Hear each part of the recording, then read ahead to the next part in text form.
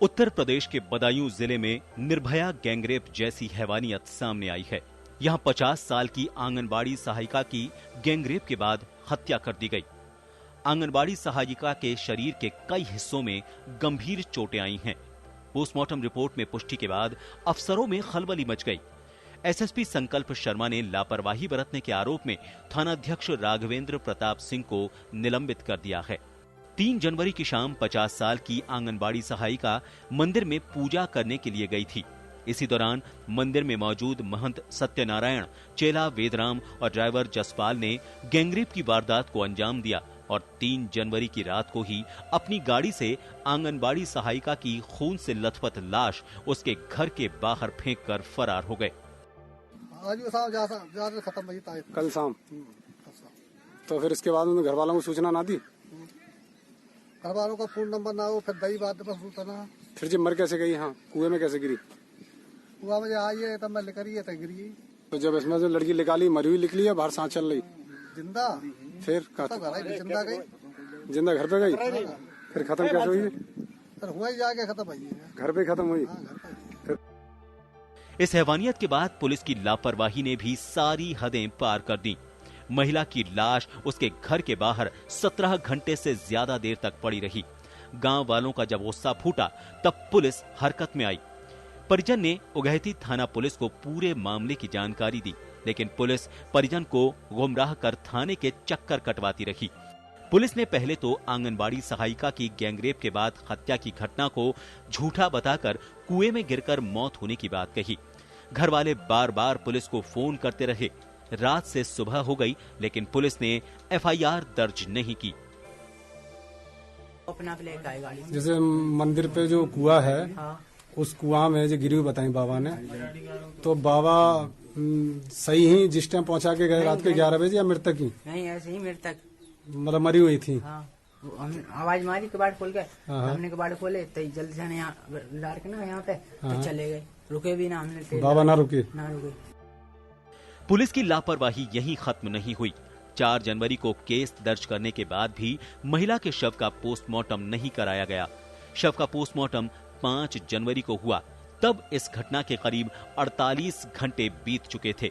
लापरवाह थानाध्यक्ष राघवेंद्र प्रताप को निलंबित कर दिया है। ये थाना उगैती क्षेत्र में लगभग 50 वर्षीय एक महिला की संदिग्ध परिस्थितियों में मृत्यु होने पर परिजनों की तहरीर के आधार पर और पोस्टमार्टम रिपोर्ट के आधार पर सेक्शन 376 डी आईपीसी और 302 आईपीसी का मुकदमा पंजीकृत किया गया था। इस प्रकरण में 2 अभियुक्तों की गिरफ्तारी अभी तक हो गई है और इसी प्रकरण में एक प्रारंभिक जांच में प्रथम दृष्टया लापरवाही बरते जाने के दोषी पाए जाने के फलस्वरूप जो तत्कालीन थाना प्रभारी हैं उन्हें निलंबित कर दिया गया है। ये घटना की रिपोर्ट जो है थोड़ी दर्ज करवाने में परिवारजनों की ओर से भी थोड़ा डिले हुआ और थाने की ओर से भी थोड़ी सी इसमें डिले हुआ। इसको दृष्टिगत रखते हुए जिम्मेदारी फिक्स करते हुए एसओ उगैती को तत्काल प्रभाव से निलंबित कर दिया गया है और उन्हें हाजिर कर दिया गया है। जहाँ तक परिवार वालों की सुरक्षा की बात है, एसडीएम, सीओ, एडिशनल एसपी और एडीएम की मौके पर हैं, उनके परिवार वालों से बात कर रहे हैं। बदायूं में महिला के साथ मंदिर में हुए गैंगरेप पर अब राजनीति भी गरमाने लगी है। विपक्षी दल योगी सरकार को एक बार फिर से घेरते नजर आ रहे हैं। आम आदमी पार्टी और कांग्रेस ने उत्तर प्रदेश की योगी सरकार पर सवाल खड़े किए हैं। आम आदमी पार्टी के राज्यसभा सदस्य संजय सिंह ने भी इस घटना पर योगी सरकार को आड़े हाथ लिया। उन्होंने ट्वीट करते हुए लिखा कि आदित्यनाथ के राज में धर्म स्थल भी सुरक्षित नहीं। इस पूरे मामले में कांग्रेस महासचिव प्रियंका गांधी वाड्रा ने भी सवाल खड़े किए हैं। सवाल सिर्फ राजनीति ही नहीं, उस पीड़ित परिवार के साथ अब जनता भी उठा रही है कि आखिरकार कब महिलाओं को इस डर से मुक्ति मिलेगी, कब महिलाएं ये कह सकेंगी कि वो भारत मां की गोद में महफूज हैं। ब्यूरो रिपोर्ट, जन टीवी।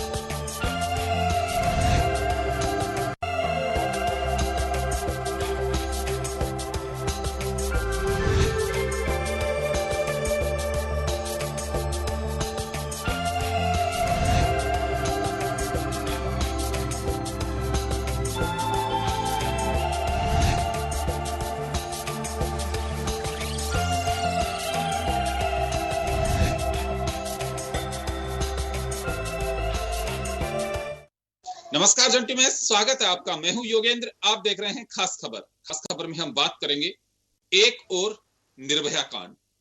आखिर कब लगेगा लगाम? सख्त कानून होते हैं, कहा यह जाता है कि सख्त से सख्त कानून के चलते हम सख्त सजा देंगे, लेकिन सजा से हो क्या रहा है? लगाम क्यों नहीं लग पा रहा? ये एक बड़ा सवाल है। सरकारों का फेलियर है, हमारे सिस्टम का फेलियर है, या फिर हमारी जो मानसिकता है वो इस स्थिति में चली गई है कि कभी राक्षसों का जो युग हुआ करता था आज उसकी याद दिलाती हो। हम एक बार फिर चर्चा करेंगे उत्तर प्रदेश के बदायूं की, जहां घटना हुई जो तो हुई, उसके बाद आप प्रशासन की खामोशी देखिए कि 17 घंटे तक उस महिला के बॉडी उसके घर के बाहर पड़ी रहती है। 48 घंटे तक पुलिस को होश नहीं रहता है। आखिर हो क्या रहा है? चले यही हमारा मुद्दा है। आखिर लगाम लगेगा कब? सरकार किसी की भी हो, लेकिन कोई जवाबदेही तय होनी चाहिए। पिछले दिन मुझे अच्छे से ध्यान है, योगी आदित्यनाथ जी ने कहा था कि अपराधियों के, इस तरह के जो अपराधी होंगे उनके होर्डिंग्स चौराहे पर लगाए जाएंगे। आप डायल 181 करिए। खैर चलिए, जो भी है, हमारे साथ इस वक्त भाजपा नेत्री अनीता अग्रवाल जी जुड़ी हुई हैं, समाजवादी पार्टी से पूजा यादव जी जुड़ी हुई हैं। आपका स्वागत है। और हमारे वरिष्ठ सहयोगी अरुण मिश्रा हमारे साथ जुड़ेंगे। मैं सबसे पहले अनीता जी आप ही के पास आना चाहूंगा जी। हालात देख करके ऐसे लगता है कि चेहरे बदलते हैं, सिस्टम में कुछ बदलाव नहीं होता है। वही निकम्मापन सिस्टम का जो है, कोई सरकार उसे बदल नहीं पा रही है। वजह क्या है?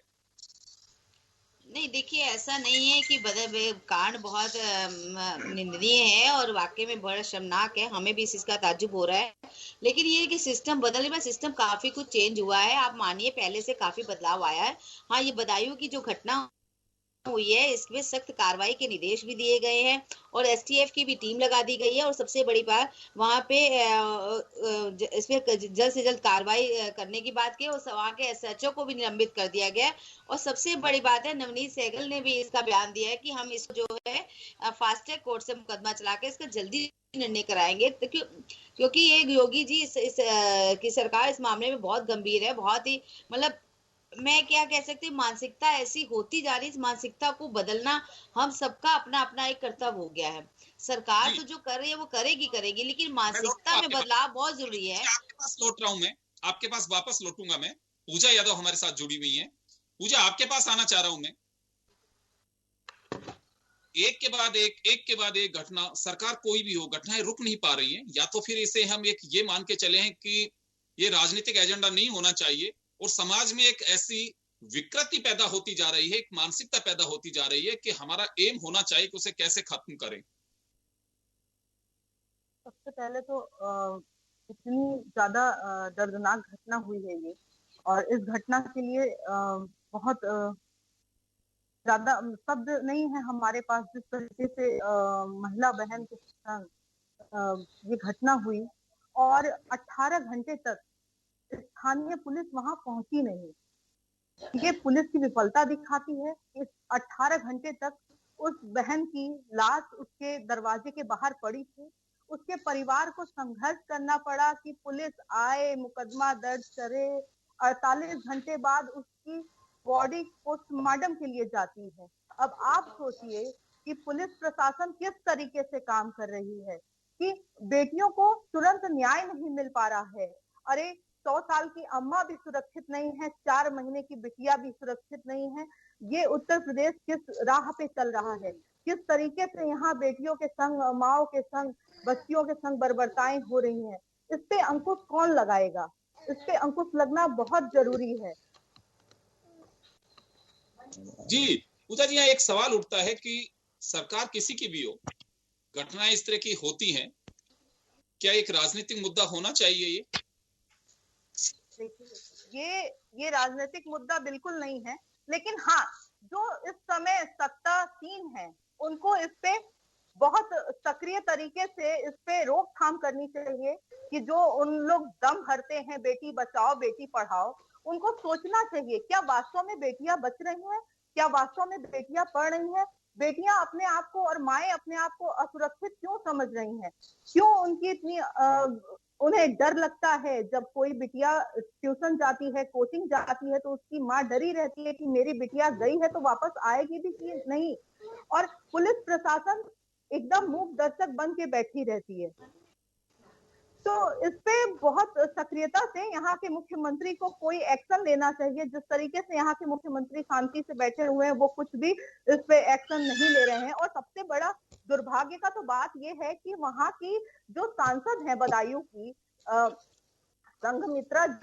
संघमित्रा मौर्य जी, और अभी तक पीड़ित परिवार के घर नहीं पहुंची। उस पीड़ित परिवार का दर्द जानना उन्होंने जरूरी नहीं समझा कि उस पीड़ित परिवार के दिल पे इस समय क्या बीत रही है, जिसकी माँ चली गई, जिसकी बीवी चली गई, जिसकी बहन चली गई। संघमित्रा जी को जाना चाहिए था वहां पे उस पीड़ित परिवार का दर्द जानने के लिए, क्योंकि वो वहां की सांसद हैं।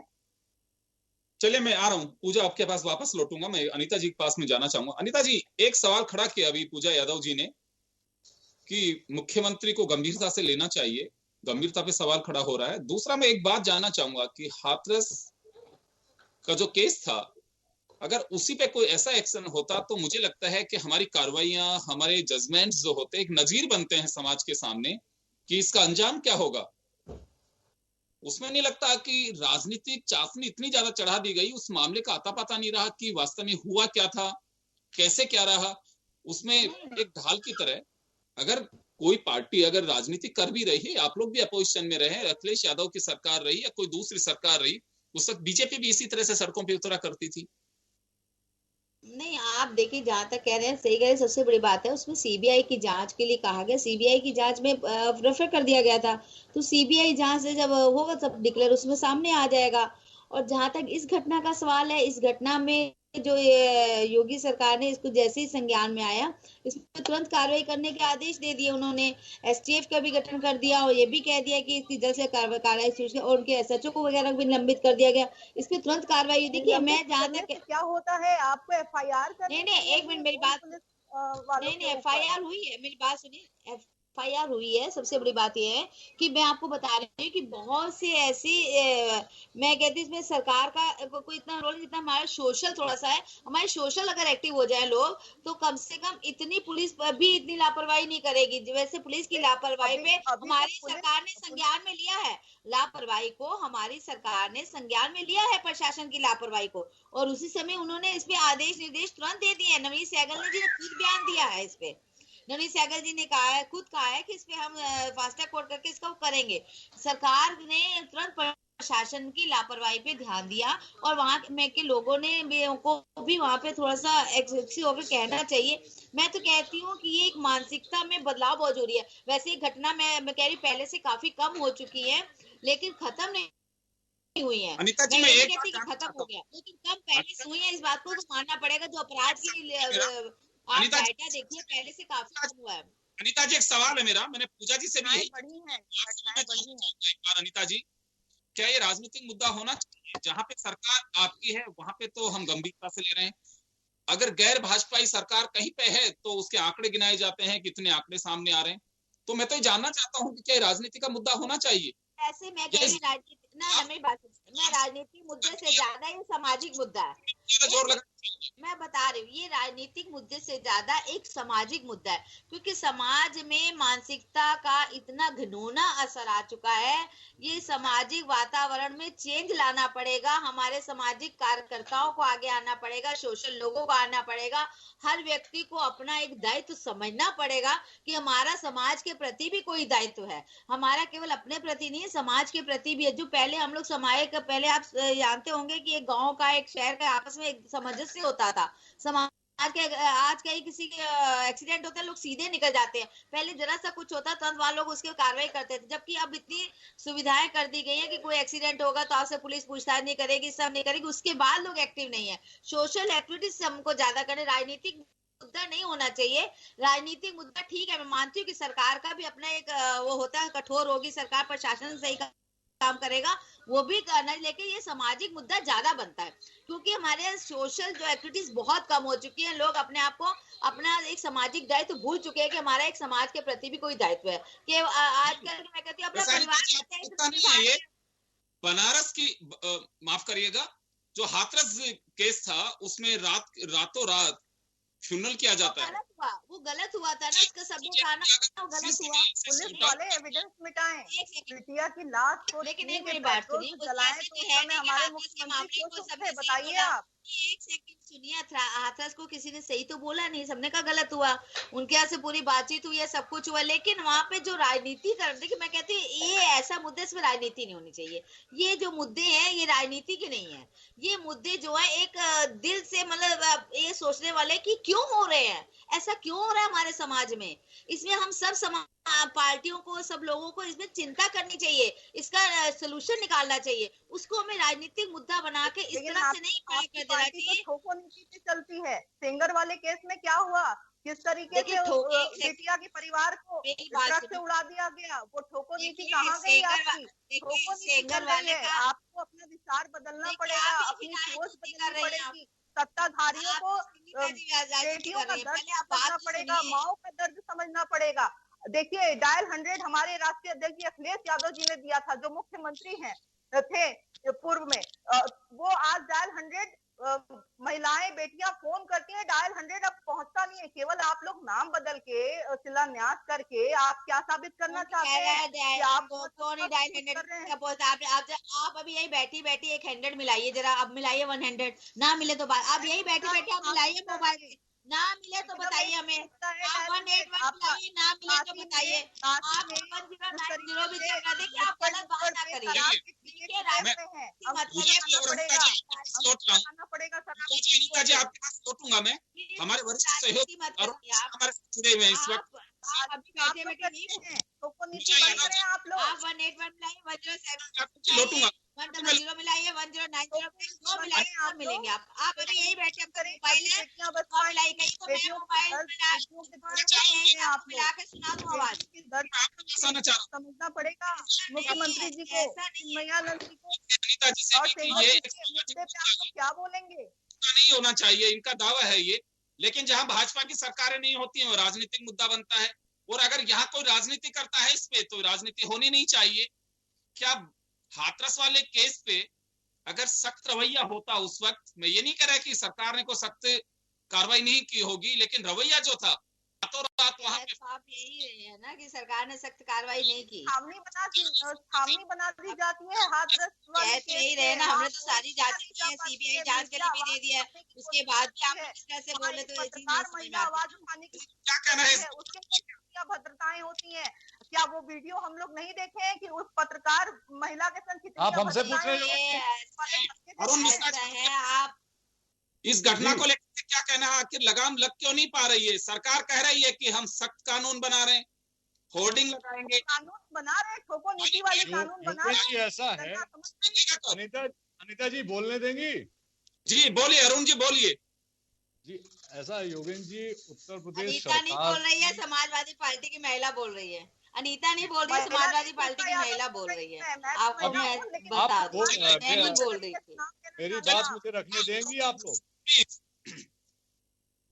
योगेंद्र जी, इसमें देखने वाली बात ये है कि हाथरस के घटनाक्रम के बाद से अगर आप देखेंगे तो ये जो बदायूं वाला केस हुआ है, जहाँ पे अधेड़ उम्र की महिला के साथ ऐसा जो दुष्कृत्य किया गया है, इस तरीके की घटनाक्रम घटित किया गया है, सबसे बड़ी जो जरूरत है, अभी विपक्ष की भी बोल रही हैं, सत्ता पक्ष की भी बोल रही हैं, और शायद दूसरे दल के लोग भी होते तो वो भी अपनी सरकारों की बात करते। लेकिन अगर आप नेशनल क्राइम रिकॉर्ड उठा के देखें बलात्कार के विषय में और हत्या के विषय में, तो पिछले जो 2017 का जब आंकड़ा आप उठा के देखते हैं तो लगभग 27% की बढ़त किसी भी ऐसा कोई भी प्रांत नहीं है जो कह सके कि नहीं साहब हमारे यहाँ नहीं बढ़ा है।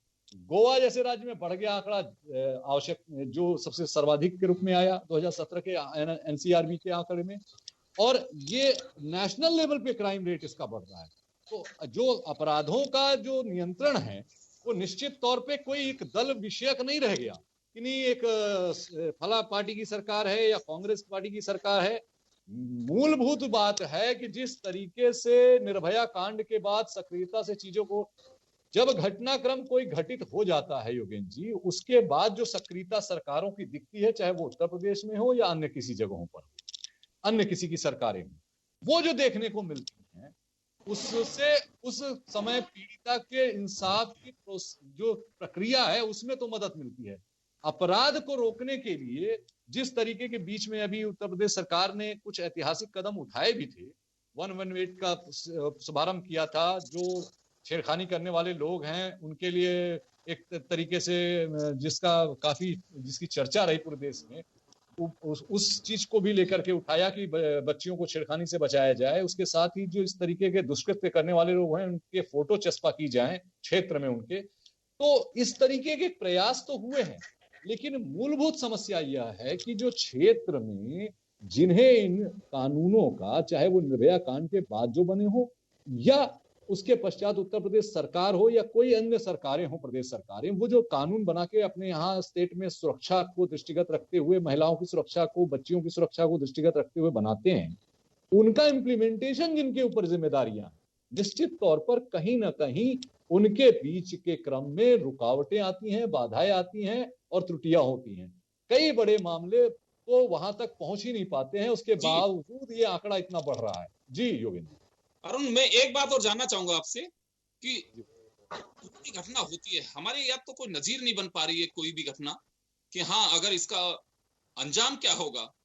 हम इस और लंबी लड़ाई अगर देखें, आप निर्भया केस की भी अगर हम बात करें, कितनी गलियां निकाली गई, कितना लंबा उसका समय खींच दिया गया, कभी ये पेशी कभी वो तारीख, फास्ट ट्रैक अदालतें भी जब घटना होती है। ये तो एक घटना इस तरह की हम जिसका जिक्र कर रहे हैं, जो मीडिया में हाईलाइट होने के बाद में वहां के लोगों ने जब चर्चा ज्यादा शुरू कर दी, हंगामा हुआ, हल्ला बोला गया, उसके बाद चर्चा, ऐसी कितनी घटनाएं होती हैं जिनका हम जिक्र भी नहीं कर पाते हैं, पता भी नहीं लग पाता है। एक्चुअली योगेंद्र जी, जो सबसे बड़ी बेखबर है निजाम, एक बेपहचान है प्रतिभाएं, बेखौफ है अपराधी, ये जो क्रम चल रहा है ये विचारणीय विषय है। पिछले विगत 17 सालों में हर घंटे की मैं बात कर रहा हूँ, ये पूरे नेशनल लेवल की बात मैं कह रहा हूँ, रख रहा हूँ राष्ट्रीय स्तर पर, कि हर घंटे में औसतन 3 बलात्कार हो। और जो गौर करने की बात यह है कि अब न कोई अबोध बच्ची बच रही है और न 70 साल की वृद्धा बच रही है।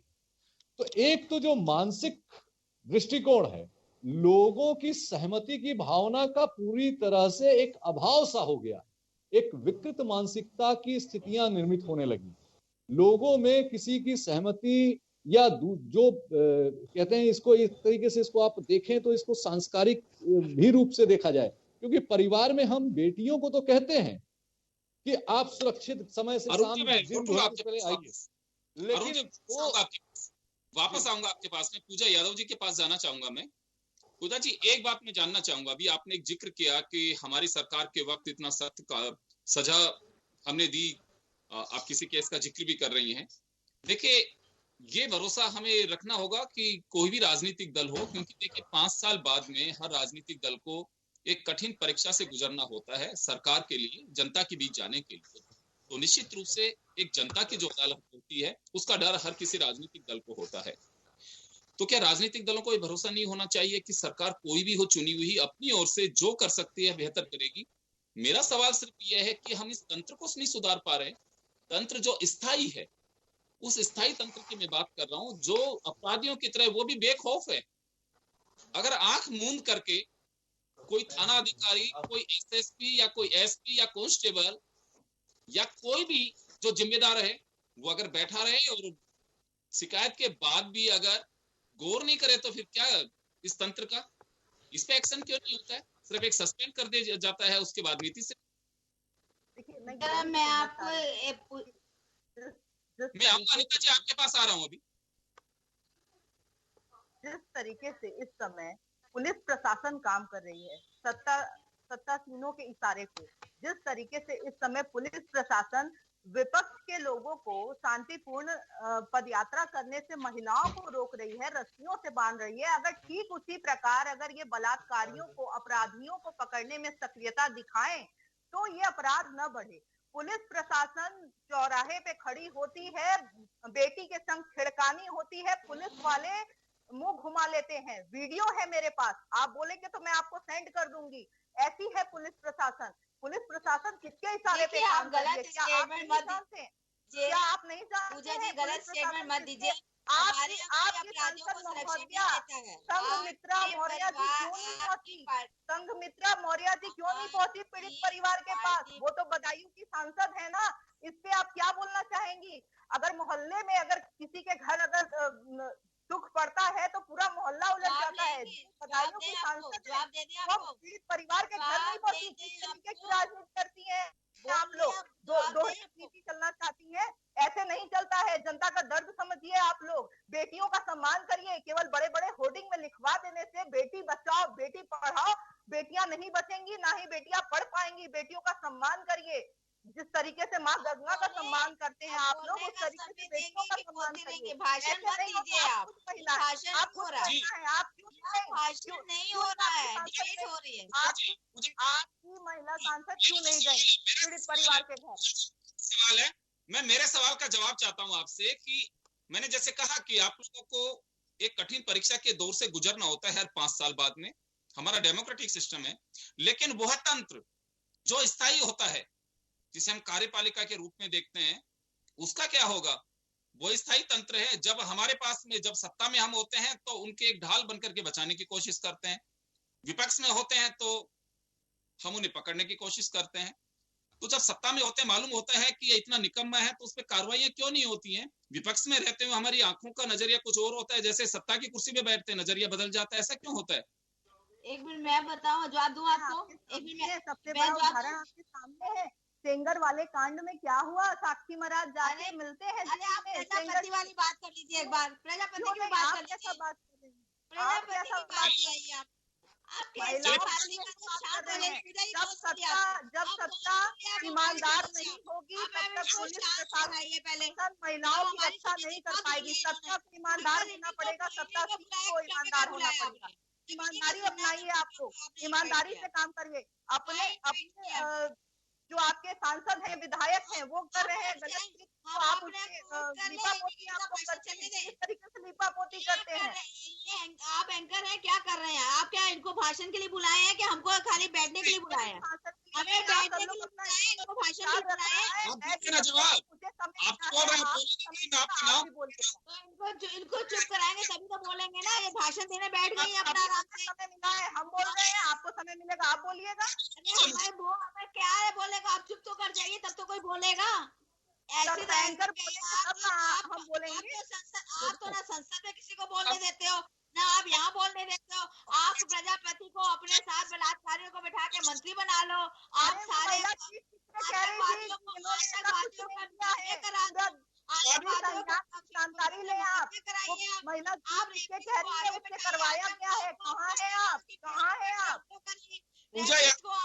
दीजिए कि ये आप सब काम करते हैं सारे। आप अपराधियों को अपने संरक्षण में रखते हैं, फिर आप ऐसी बातें करते। शर्म आनी चाहिए। बोले बोले आपको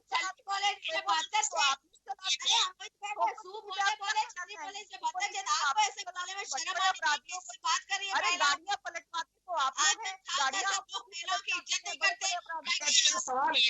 लगाते हैं महिलाओं पे। आप प्रजापति को मंत्री बना के बैठाते हो, उसके बाद आप आतंकवादियों के फेवर में मुकदमे करते हो। शर्म आनी चाहिए आपको। कैसी बातें करते हैं अपराधियों को? आज अपराधियों के जो आज आ रही है तो आपको इसी दर्द हो रहा है कि क्यों सवाल है। ये दर्द है ठाकुर के बारे में क्यों नहीं कुछ कह रहे हैं? प्रज्ञा ठाकुर के बारे में क्यों नहीं कुछ अपराधी नहीं है? प्रज्ञा ठाकुर अपराधी नहीं है। जो अपराधी प्रज्ञा ठाकुर नहीं है अपराधी। चोट प्रज्ञा ठाकुर अपराधी नहीं है। पाएंगे इसको कहते आपने करिए मुकदमा। हम लगे की चोट पे कह रहे हैं प्रज्ञा ठाकुर नहीं। आप कह दीजिए प्रजापति नहीं है अपराधी। मैं प्रज्ञा ठाकुर के लिए कहती हूँ नहीं है अपराधी, नहीं है अपराधी। आप प्रजापति के लिए नहीं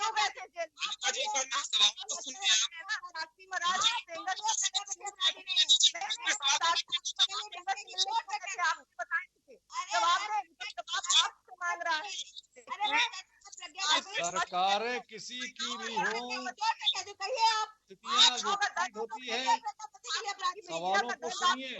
तो बोलिए। ठंडी नहीं हुई तब से आप राजनीति कर रही हैं। हिम्मत हो तो बोलिए। महिला का कल हो गया बदायूं में, आपकी सांसद चुपचाप बैठी हुई है। 4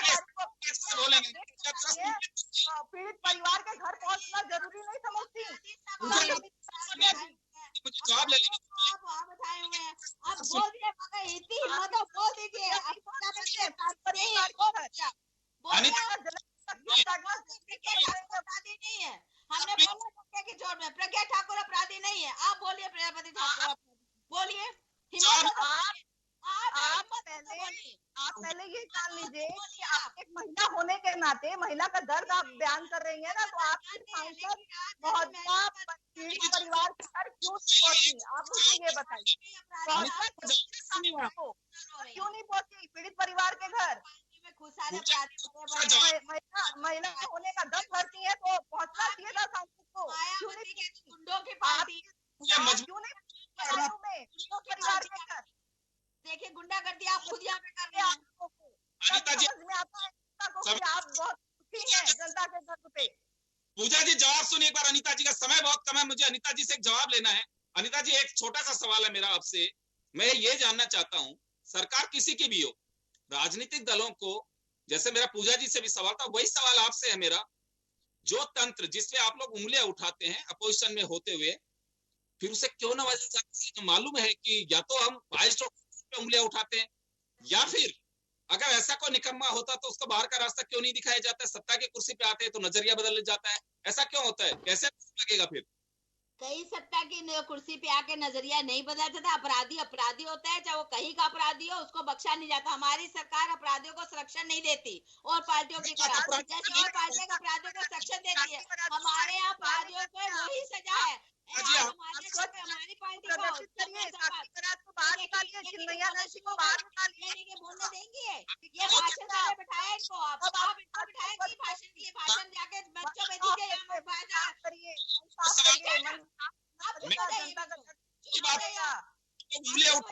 बेटी बचाओ बेटी पढ़ाओ कहने से बेटियां नहीं बचेंगी। बेटी पढ़ाएंगे हम, जो बेटी बचाएंगे बेटी पढ़ाओ। फिर पेट में दर्द क्यों हो रहा है? क्यों पेट में दर्द हो रहा है? साथी मरा को समझाइए जो महिलाओं के भाषा बोलते हैं।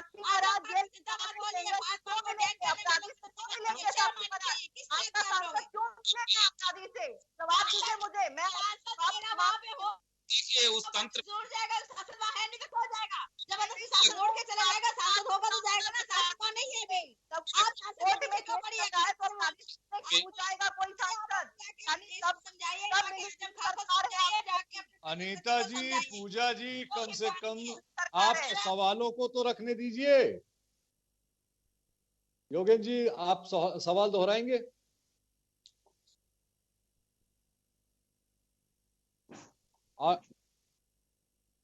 तो चले मैं माफी चाहूंगा, समय का अभाव है और घटना ये आखिरी हो ऐसा नहीं कहा जा सकता। लेकिन बड़ी बात यह है कि हमें उस तंत्र को भी अपराधियों पे लगाम लगाने के साथ साथ मजबूत करने की आवश्यकता है, या उस पे नकेल कसने की जरूरत है, जिसके हाथ में हमारा सारा सिस्टम होता है। जिन्हें आप लोग एक पॉलिटिकल पार्टी से जुड़े हुए हैं, निश्चित रूप से आपको एक कठिन परीक्षा के दौर से गुजरना पड़ता है, लेकिन उस तंत्र को आप सुधारिए जिसको लेकर के आप लोग अपोजिशन में तो उंगलियां उठाते हैं, सत्ता की कुर्सी पे बैठने के बाद में नजरिया बदल जाता है। उसके प्रति मैं अपराधियों की बात नहीं कर रहा नीता जी, उस तंत्र की भी बात कर रहा हूं जो अपराधियों की तरह जिम्मेदार है, वो चाहे कहीं का भी हो, किसी भी सरकार का पार्ट हो, लेकिन अगर उसे नहीं सुधारेंगे तो फिर कुछ नहीं हो सकता। चले बहुत बहुत शुक्रिया आप सभी का। खास खबर में इतना ही, दीजिए इजाजत, नमस्कार।